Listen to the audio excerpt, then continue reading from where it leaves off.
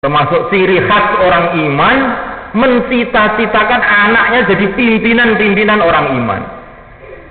Waladzina, mereka diantara diceritakan dalam Al-Quran ya, bahwa diantara amalan orang beriman, ciri khas orang beriman, mereka senantiasa berdoa, Rabbana hablana min azwajina wa dzurriyyatina qurrata a'yun waj'alna lil muttaqina imama.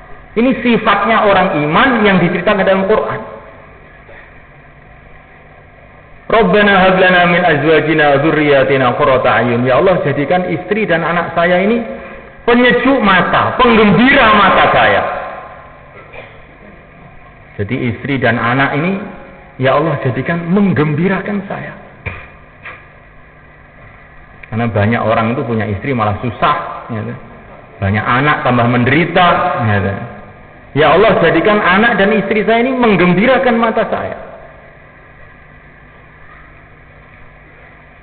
Ini doanya orang-orang beriman. Kemudian yang kedua, waj'alna lil muttaqina imama. Jadikanlah aku, istriku, anakku menjadi pimpinan bagi orang takwa.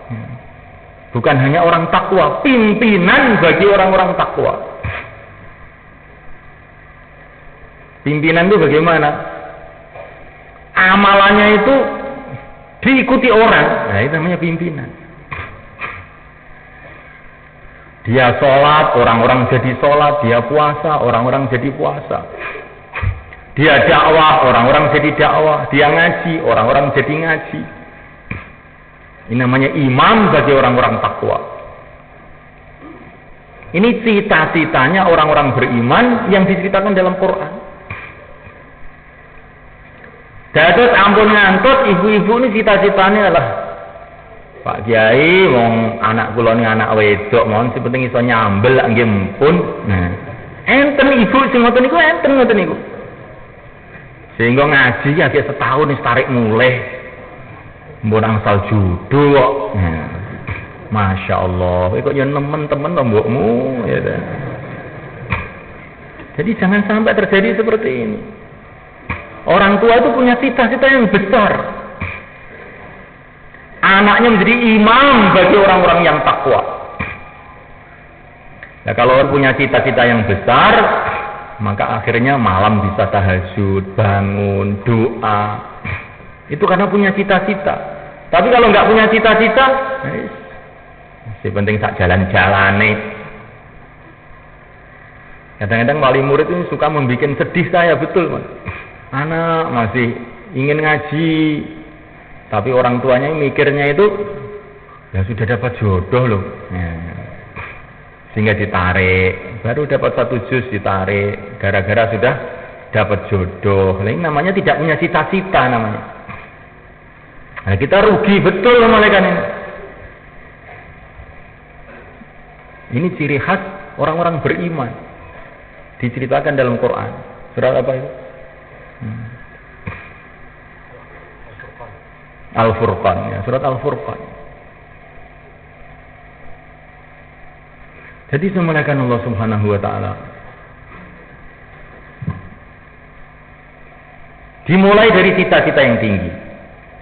Akhirnya doa yang sungguh-sungguh. Kemudian kita buat langkah-langkah untuk kesuksesan anak-anak kita ini. Apa langkahnya yang pertama kali? Nah, mulaikan Allah Subhanahu wa taala. Langkahnya yang pertama kali ini sebagaimana langkahnya istrinya Imran, sebagaimana langkahnya Nabiullah Ibrahim, sebagaimana langkahnya Nabi Zakaria yang diceritakan dalam Quran, yaitu doa. Ini langkah pertama. Nabi Zakaria akan punya anak soleh, pertama kali doa. Inni khiftul mawaliya min warai wa kanat imraati aqira fahab li min ladunka waliya yarithuni wa yarithu min ali yaqub waj'alhu rabbi radiya. Nabi Zakaria itu doanya itu sesuai dengan cita-citanya. Hai Tuhanku, Saya ini khawatir mengenai keadaan umat setelah matiku. Saya sudah tua, nanti keadaan umat setelah matiku ini bagaimana? Kalau tidak ada yang meneruskan perjuanganku, maka berikanlah kepada aku seorang anak yang mewarisi perjuanganku ini. Dan yang mewarisi perjuangan keluarga Yakub. Dan anaknya ini belum lahir kan, bahkan belum ada tanda-tanda istrinya mau melahirkan, kan istrinya sudah sangat tua dan juga mandul lagi. Tetapi Nabi Zakaria ini berharapnya kepada Allah itu luar biasa. Istrinya belum hamil, istrinya mandul lagi, anak itu lahirnya itu sangat jauh kelihatannya, tapi sudah didoain dulu, anaknya belum lahir sudah didoain. Waj'alhu Rabbi Radiya, ya Allah, anak yang akan lahir nanti itu ya Allah, jadikan termasuk orang yang diridhoi. Masya Allah. Di durung lahir didongak nih. Itu Nabi Zakaria alaihissalam. Maka ini santri-santri ini walaupun belum kawin, doa untuk anak cucunya. Nah. Bagaimana? Nah ini belum lahir Pak. Malah belum kawin kok suruh doa untuk anak susu, bagaimana? Ya begitu itulah. Ya. Orang itu kalau mau pergi ke Surabaya, ya, nanti mesti lewat jalan menuju Surabaya kan. Jadi kalau kita doanya untuk anak cucu supaya anak cucu kita ini baik, sudah otomatis sama saja dengan minta istri yang baik juga. Ya. Jadi itu doa itu langsung ngepol sisan gitu aja. Ya. Pokoknya minta anak cucu yang baik. Ya. Sudah otomatis nanti Allah kasih istri yang baik. Hadirin yang dimuliakan Allah Subhanahu wa taala. Pertama kali doa. Kemudian yang kedua, Subhanahu wa taala, buat amalan-amalan khusus untuk anak-anak kita. Kita ini harus punya amalan khusus yang kita niatkan itu untuk anak kita. Sebagaimana yang diceritakan mengenai ayahnya Al-Imam Al-Ghazali rahimahullah. Ayah Imam Ghazali ini orang awam. Pekerjaannya menjual permen. Memulaikan ta'ala jual manisan. Kalau dia ini lewat majlis ahli-ahli ilmu, ahli-ahli Quran, maka beliau ini menangis. Ya Allah, jadikan anak saya jadi ahli ilmu ya Allah. Kemudian memulaikan, bukan hanya doa saja, manisannya itu dibagi-bagi sama orang yang ngaji itu, nggak jadi dijual. Akhirnya beliau punya dua anak, yang satu namanya Ahmad, yang kedua namanya Muhammad. Kedua-duanya jadi ulama besar. Yang Muhammad itu akhirnya terkenal dengan Al-Imam Al-Ghazali. Jadi kita doa, kita buat amalan khusus. Di antara bentuk amalan khusus itu kita membantu orang-orang yang mencari ilmu, ya. Mencari ilmu. Kalau punya kelebihan rezeki itu, ya. Kalau ayahnya Imam Ghazali sebetulnya nggak ada kelebihan, memang dia ingin begitu, korban begitu. Barang dagangannya itu nggak jadi dijual, diberikan kepada orang-orang ahli ilmu, orang-orang yang ngaji. Jadi kalau kita mungkin begitu belum kuat ya kalau ada lebihan aja lah. Ya. Kalau ada lebihan itu untuk membantu orang-orang yang cari ilmu, untuk membantu orang-orang soleh. Ini nanti dampaknya itu kepada anak kita. Dampaknya itu kepada anak kita. Memulaikan Allah Subhanahu wa taala dalam kitab taklim itu dikatakan di antara cara untuk mendapatkan anak yang soleh kalau kamu mencintai orang-orang soleh. Jadi orang itu kalau cinta sama orang-orang soleh, masya Allah, ini nanti dampaknya kepada anak-anaknya. Begitu juga kalau orang itu cinta pada orang-orang alim, dampaknya kepada anak-anaknya menjadi orang alim. Ini satu modal yang mereka. Walaupun orang itu, katanya para ulama, dia ini orang bukan alim, tapi dia ini dalam hatinya ada cinta sama orang alim, nanti anaknya mujah jadi orang-orang alim. Sebaliknya, walaupun dia ini orang alim, Tapi dengan orang alim itu nggak seneng, nanti anaknya itu biasanya jadi nakal.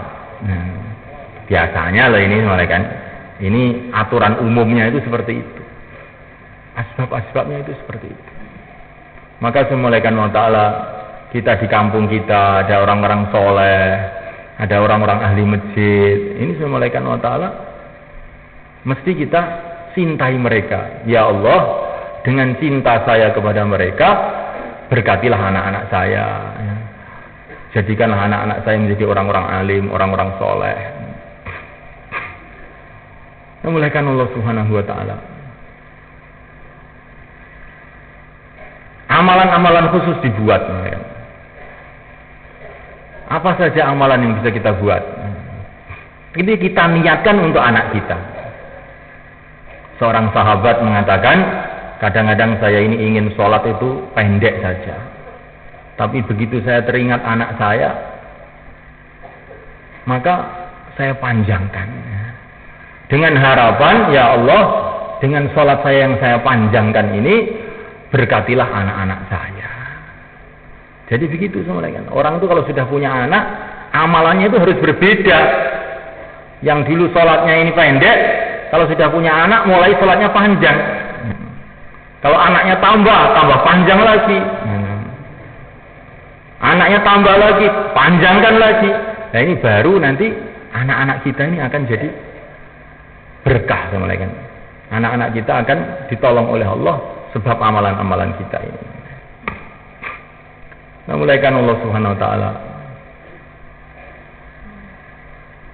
sholat dipanjangkan, bisa bikin puasa juga,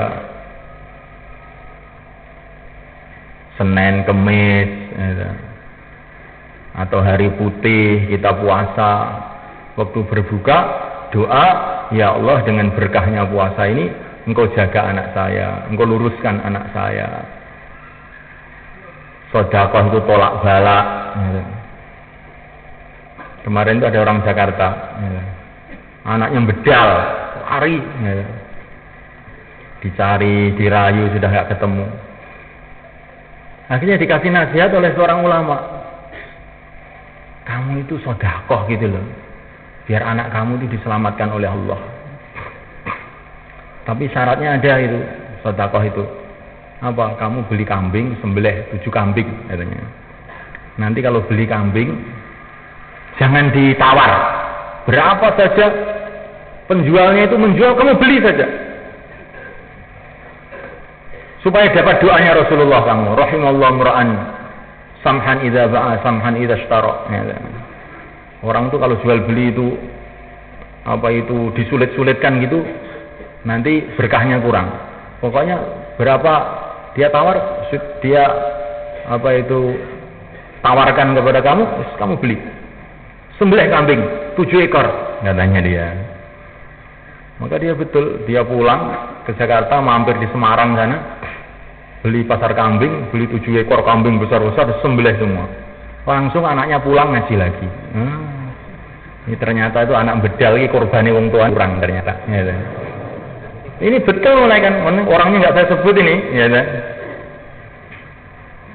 Jadi sedekah ini juga mendatangkan macam-macam barokah untuk anak kita. Ini mulaikan Allah Subhanahu Wa Ta'ala. Buat amalan-amalan khusus, doa dan amalan-amalan khusus diniatkan untuk anak kita. Baca Yasin, niatnya untuk anak kita. Ngatamkan Quran, niatnya untuk anak kita. Begitu orang-orang yang berhasil punya anak-anak yang sukses itu, diantaranya trik-triknya itu, langkah-langkahnya itu seperti itu. Hadirin dimuliakan Allah Subhanahu Wa Ta'ala.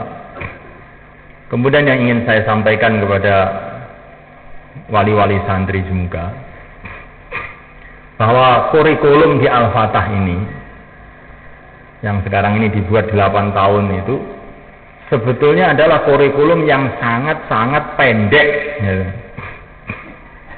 untuk mencetak orang-orang alim. Gak cukup, maksudnya begitu sebenarnya.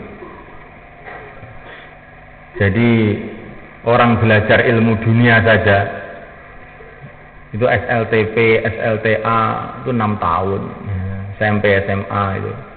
Kemudian nanti kalau meneruskan 2 tahun itu dapat diploma ya. Oleh pemerintah dapat izin ngajar SD ya. Ngajar SMP aja nggak boleh, ngajar SD. Jadi kalau orang belajar 8 tahun ilmu dunia setelah SD itu boleh ngajar SD.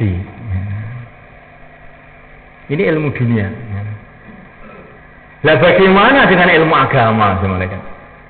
Kita ini ingin punya anak alim, dikasih waktu cuman 8 tahun saja.